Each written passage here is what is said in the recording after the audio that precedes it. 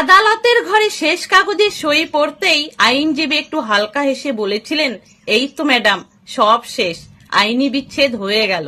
30 লক্ষ টাকা ক্ষতিপূরণ মিলেছে, মাসে 20,000 টাকা খরচাও চলবে, এবার নিশ্চয়ই স্বস্তি।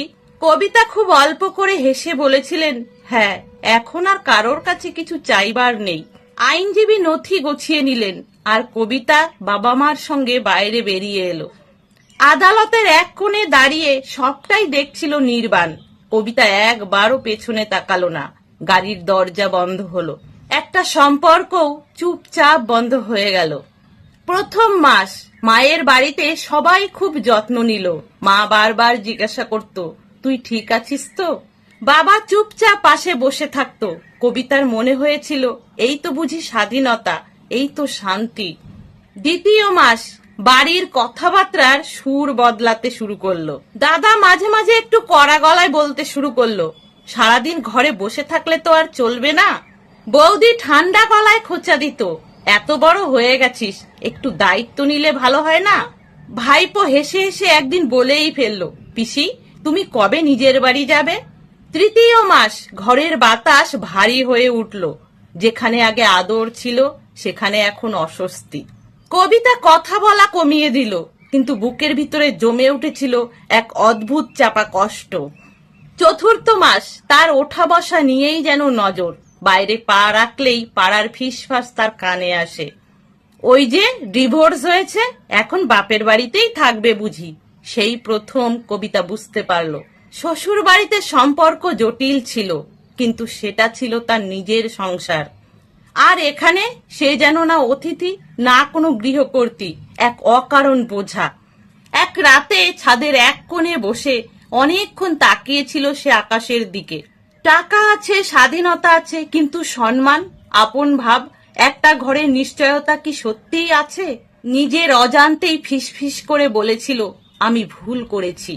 রাগ আর কষ্টে শুধু যন্ত্রণাটাকেই দেখেছিলাম, কিন্তু ভবিষ্যতের কথাটা ভাবিনি। সে বুঝে গেল সম্পর্ক ভাঙার পর একটা মেয়ের সব থেকে বেশি দরকার ভরসা, কিন্তু সমাজ আগে বিচার করে। আর মায়ের বাড়ি, যাকে সে নিজের ভাবত, সেখানেই অধিকারটা সব থেকে কম। চোখ জলে ভিজে উঠেছিল তার। এখন সে নিজের সিদ্ধান্তের দাম বুঝতে পারছিল। প্রতিদিন একই প্রশ্ন তারা করত, আমি কি হারালাম? রাগের বশে কি সবটা নষ্ট করে ফেললাম? ছাদে বসে নির্বাণের কথা মনে পড়ত। ছোটখাটো তর্ক আর সবকিছুর শেষে যে মানুষটা পাশে থাকতো, সেই উপস্থিতিটাই আজ সব থেকে দূরে।